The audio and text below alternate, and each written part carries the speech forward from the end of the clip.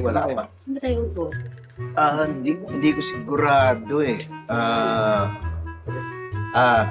Excuse me, waiter. De La Cruz, saan ba kami nakaupo?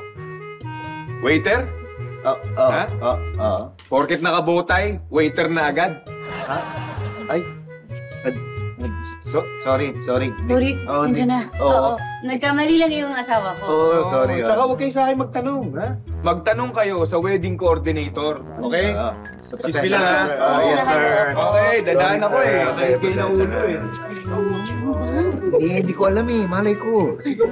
It's so funny. Excuse me. De La Cruz. Hello po. Saan kami nakaupo? What do you mean? Di ba ikaw wedding coordinator? Porket akla, wedding coordinator na, bisita ako dito. Sorry po, ang ganda nga ng suot niyo. Ang ganda ng pearls. Bagay sa hair. Sorry. Oo nga. Dito na lang tayo, wala namang nakaupo. Tama, tsaka mukhang hindi naman imbitado to eh, no? Pare, excuse me, dito na lang kami ha. Dito na lang kami upo. Bakit? Imbitado kami sa imbitado ka ba? Ako hindi imbitado? Ano, dahil ganito lang suot ko, simple lang, hindi ako imbitado. Ako yung ninong nung kinasal.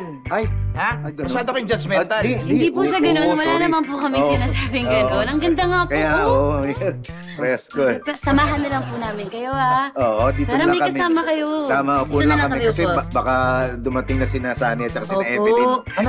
Sinong Sanet Evelyn? Si Sunny at Evelyn, yung Ikakasal po. malapit na. Jerry at May ang pangalan nung kinasal. Baka sa kabila yung hinahanap yung reception. Hindi ba ito yung 10A? Alam nyo, hindi porket maganda ang bihis nyo, hindi na kayo tanga.